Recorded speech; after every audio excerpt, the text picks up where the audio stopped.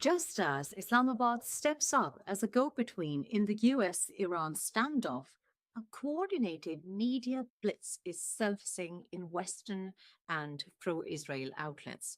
From CBS claims about Iranian planes in Pakistan to the BBC and New York Times pieces on Afghanistan, Balochistan, and Pakistan's neutrality.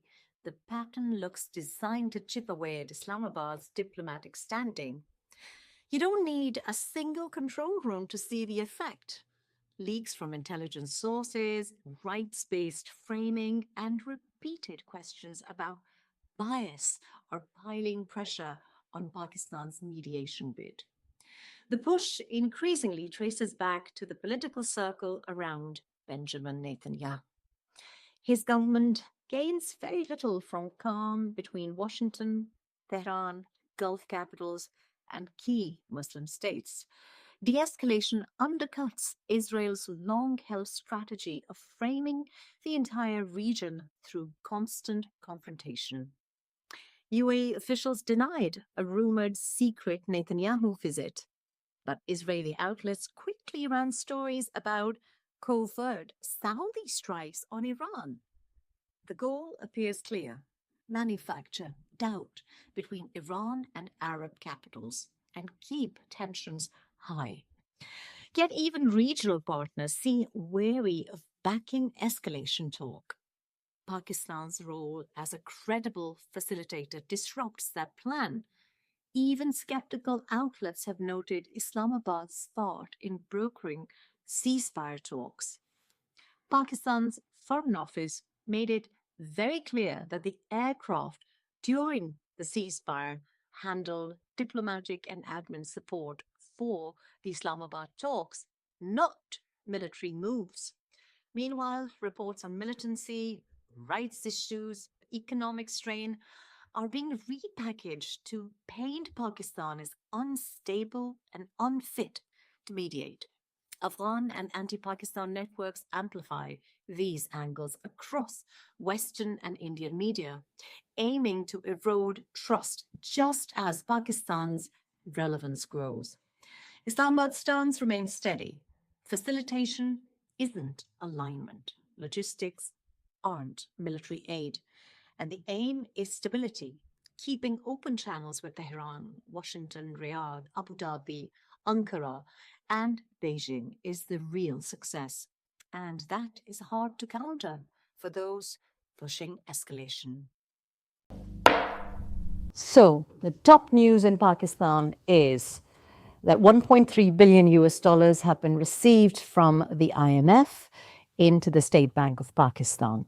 And the top news globally is that Trump has landed in China, but still trending on Pakistani social media are these trends: Nur Khan Airbase, CBS, and Lindsey Graham.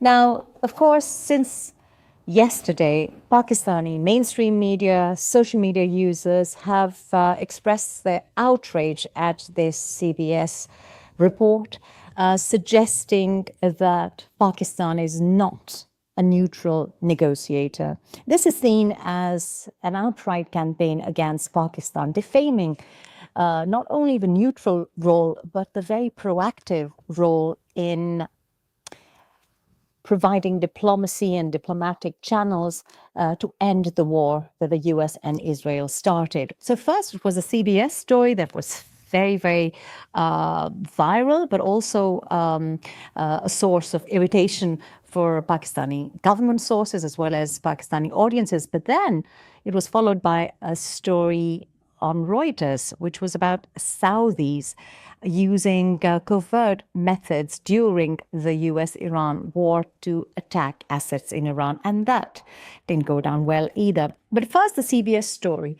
And of course, the report or the article suggesting that Pakistan was shielding Iranian military aircrafts after the ceasefire was announced is ludicrous, because if Iran wanted their military aircraft and the assets to be protected, why did they not transfer those aircrafts and those assets to Pakistan during the war? Why would they do that after the ceasefire had been announced. And also, as you go through the article talks about how Pakistan might have been shielding these military aircrafts of Iran in the US alongside the same time as the US aircrafts were landing. But then out of nowhere pops in a paragraph about China and how China has been the main supplier, seller of arms and military and aircraft assets to Pakistan. And that suggests to Pakistanis that Pakistan is in some way being painted as an anti-American entity and a nation state that is not to be trusted with negotiations and peace talks. Also quite ironical was that the US aircrafts can land at Nur Khan Airbase and stay as long as they want because, of course, safety, logistical support for the vice president and his delegation was needed. And of course, there was talk of another round of talks in Islamabad. So, of course, the security prep for any second round had to be there in Islamabad, and the logistical team had to stick around perhaps. But Iran cannot be afforded the same luxury. It's the Iranians who've been bombed.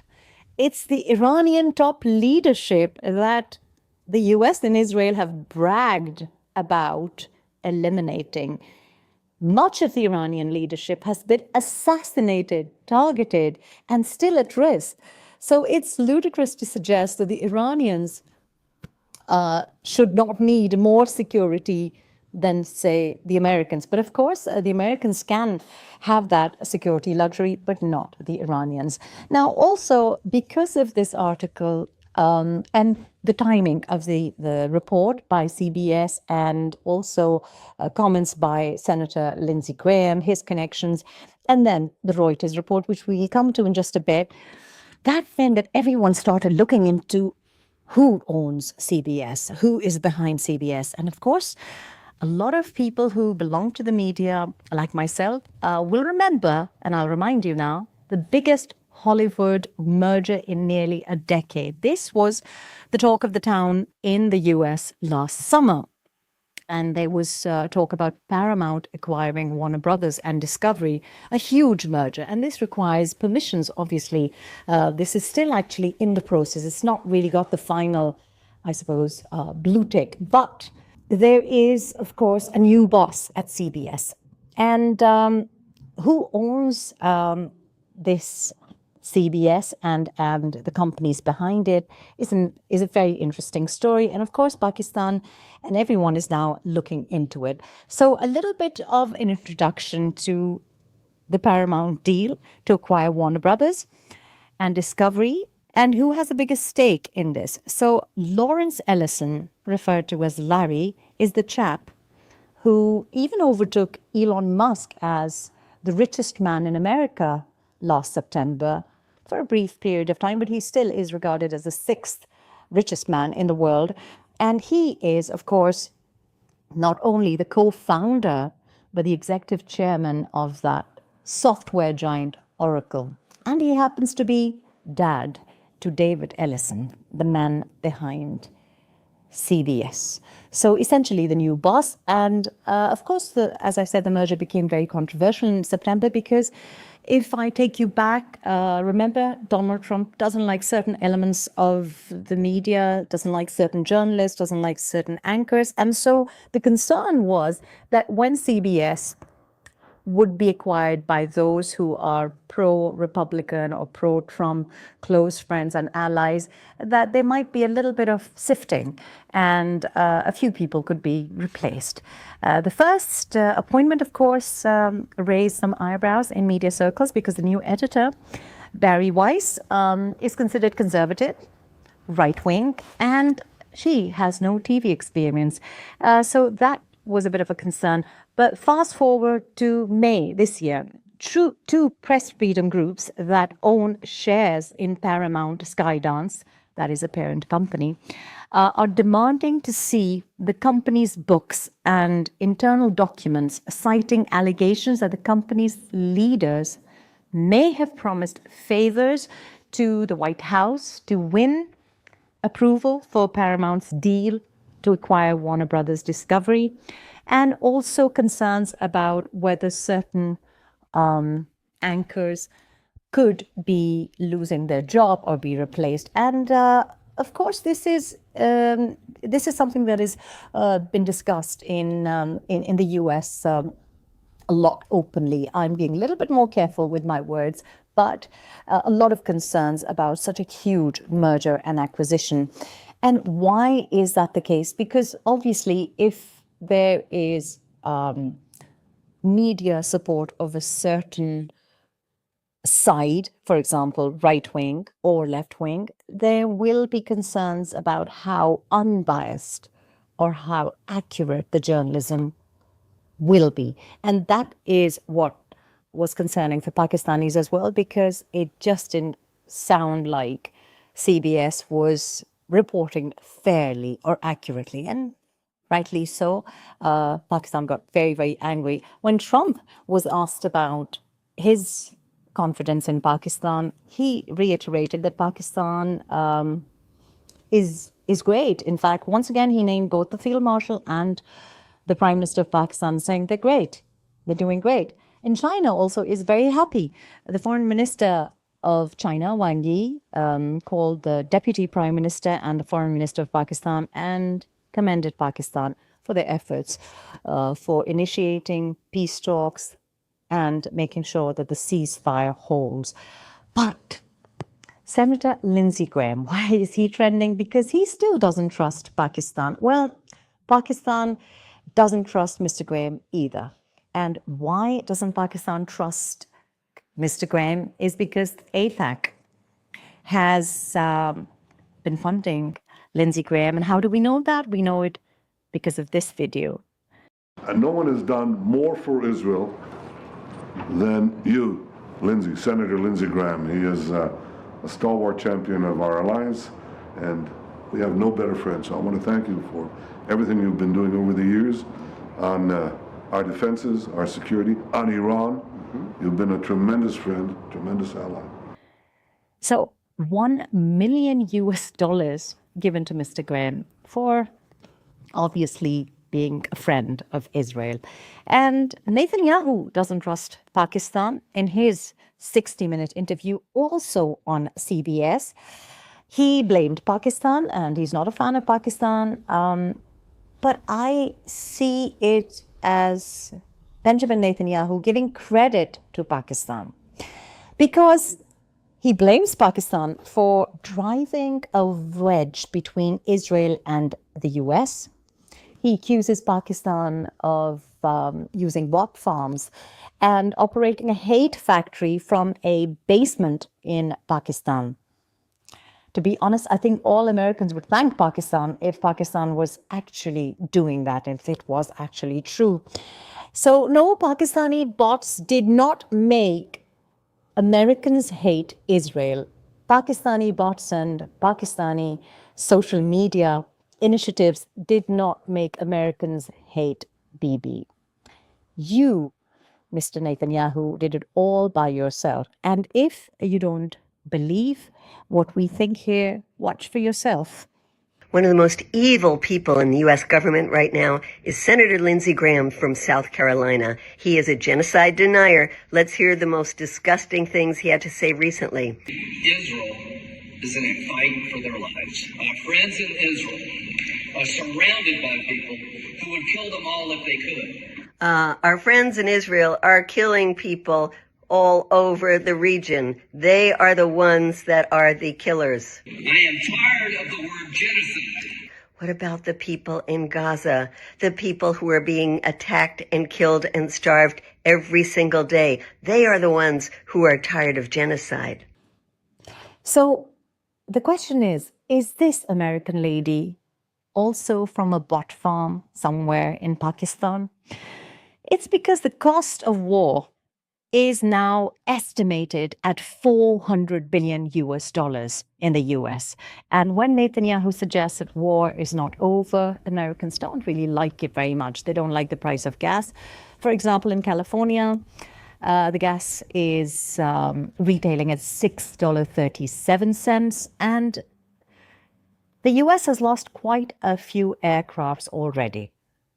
And there was a recent survey, in fact, I think it was only yesterday, Reuters Ipsos survey suggested that 2/3 of Americans think that Trump still has not given a clear rationale for why the US waged a war. Trump's approval is down at 37%. That's down from 11 points last year. And of course, 2/3 of Americans polled during that Ipsos survey also are quite concerned about the financial cost to their gas, to the food bills. So it's not Pakistan, it's Americans who have seen through Israel and Israel twisting Mr. Trump's arm. Now, of course, Trump is in China today, and he's taken a truckload of CEOs. Well, he's taken an Air Force One full of CEOs, 12 of the biggest corporates named, and some remain hidden. But of course, Elon Musk tweeted gleefully that he was on board the Air Force One. He's not alone. Obviously, Tesla is very welcome in China. NVIDIA, that's interesting also. We'll come to that in a bit. Apple, BlackRock, Boeing, just to name a few. So, like I said, Trump has kept a few names hidden, but I think he couldn't really contain himself. There were quite a lot of tweets, actually, just before he boarded the plane, and I think the Wi-Fi is free on Air Force One because there were about 122 Truth Social posts. It can get very boring on a long-haul flight like that, and what do you do if you don't like watching films? But I think what's interesting is that Trump is taking all of these, all of corporate America basically with him, from AI chips to financial markets. Everyone who's anything in the US is on the flight with him. In fact, they've landed already in China. The day after, we'll probably hear about any agreement or any trade deals. Of course, this meeting comes 6 months after Trump and Xi sat down. This is the first visit in Trump's second tenure during this presidential term. And it's not been a great start because, of course, there was the tariff war and then a tariff truce between President Xi and Trump. Also, now that Trump is going, he's on very weak footing. It's not the best arrangement, or I think he would have liked to go with some sort of peace deal with Iran, and China does not need corporate America anymore. For example, halfway through this trip, the NVIDIA boss, who I believe is Chinese origin, Jensen Huang, hopped on to Air Force One, and he's very keen to get a deal out of China. But China does not need AI chips anymore because, of course, they have beaten the US in the AI race, and DeepSeek is doing rather well. In fact, they make cheaper chips in China. That could be a catchphrase. But it's looking like China is not receptive to certain trade deals. They've made it very clear before Trump and his corporate CEOs landed in China what is off the menu. They made it clear that Taiwan isn't something that they want to discuss. They've also kind of given the impression that the nuclear question is not something that they'd be giving into any compromise.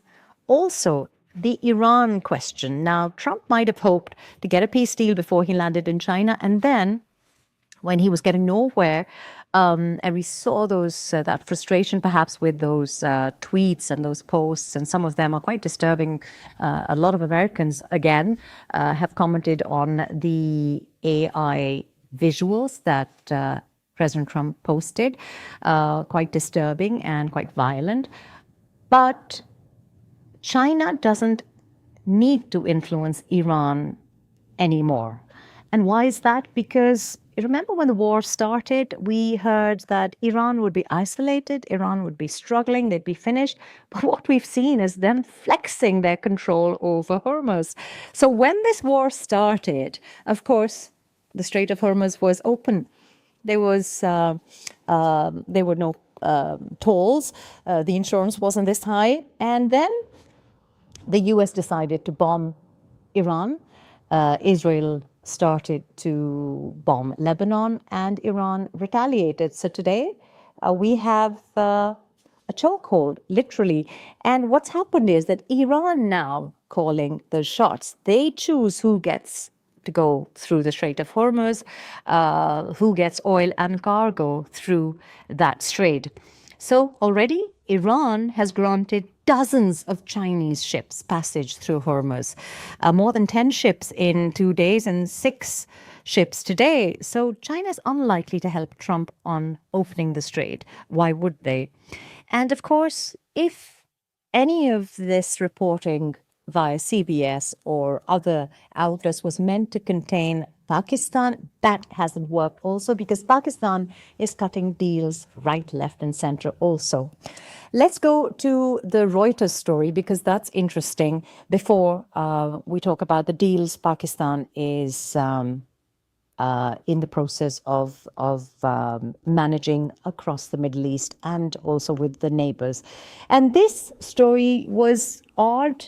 Again, the timing is questionable. Why now? This is on Reuters and immediately had a very strong reaction, not only from Saudi, but from Pakistan also. And Reuters says, once again, unnamed anonymous sources that they say they've been told, and this seems to be like the trend.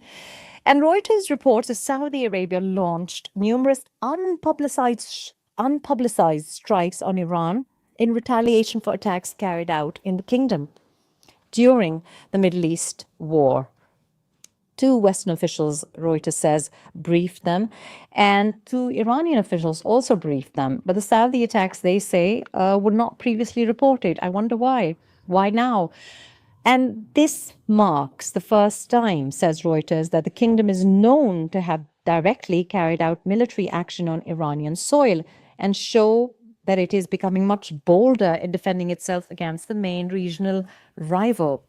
Again, the timing is very, very disturbing, unhelpful, makes no sense. I suppose it does make sense if you want to sabotage the peace process, if you want to blow up the peace table, if you want Pakistan to be not only facilitating peace, but emerging as a regional emerging power that can provide sustainable peace. So the deals that Pakistan is striking, so remember we told you here on the War Room that Pakistan has opened 6 land corridors, and these are land routes for Iran to facilitate trade via Pakistan and into Central Asia. So, of course, we have 3 seaports of Port Qasim, Karachi, and Gwadar, but we also have those 2 entry points into Iran or into Pakistan at Gab and Taftan. But now what Pakistan has done has facilitated or struck a deal, and this is an energy deal with Iran and Iraq. So Pakistan is going to get passage of oil and LNG through the strait. And that is going to obviously give an edge to Pakistan. And Pakistan is not only dealing with Iran and Iraq and China and Saudi fairly, I suppose, successfully, but already Iranian side has been visiting Pakistan. The governor of Sistan Baluchistan and the CEO of Chabahar Port was in Karachi Chamber of Commerce discussing the modalities and how this trade corridor, these 6 land corridors will be managed and what will be the process. So things are looking fairly on the upside for Pakistan. Also, Kuwait has engaged with Pakistan to explore new opportunities, as they say, and this is about building a strategic storage solution for Pakistan's petroleum sector. And that, I think, is an initiative that could be mutually very beneficial. And that's been confirmed by the petroleum minister of Pakistan and the ambassador to Pakistan from Kuwait. So it looks like whether China and Trump can come to a deal or not, but it seems like Pakistan is certainly coming to not only a peace deal with its regional neighbors, but obviously moving rather rapidly towards trade deals and even countering the propaganda, the attempts to sabotage Pakistan's role as a mediator. And by the look of things, by the time the Prime Minister of Pakistan lands in Beijing for this all-important summit, who knows? Maybe we'll have Trump saying nice things about the Prime Minister and the Field Marshal of Pakistan again. So it's looking great. And any propaganda that's coming out of any legacy media has not only got a counter narrative through the state and the government outlets of Pakistan, but I think Pakistanis and the Middle East, the Gulf, as well as Saudis and Iranians are very, very united. And what it's looking like is that this regional alliance, the strategic alliance that I mentioned yesterday as well, is so dangerous to Israel and the bloc that they have created that they're just looking very frustrated. So who knows, next we might have 122 tweets by Benjamin Netanyahu.